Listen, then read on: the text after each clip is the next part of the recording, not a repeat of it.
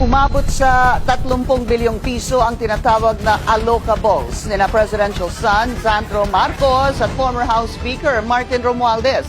Ayon sa PCIJ, ito raw ang bagong muka ng pork barrel at ang dalawa ang alleged pork barrel kings.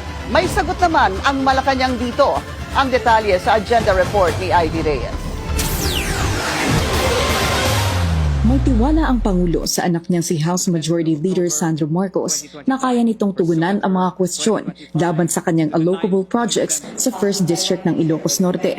Ang allocable ay termino sa DPWH na nangangahulugan na automatic funds sa ahensya para pondohan ang mga infrastructure project na nakatuon sa social development. Sa isang report ng Philippine Center for Investigative Journalism o PCIJ, napag-alaman na top 1 and 2 sa listahan na may pinakamalaking allocables si Congressman Sandro at si presidential cousin